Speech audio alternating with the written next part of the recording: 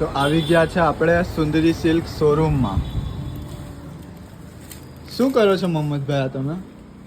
આ આપણે ડ્રેસ મટીરિયલનું નવું કલેક્શન આવ્યું છે તે બહુ સેટ કરીએ છીએ.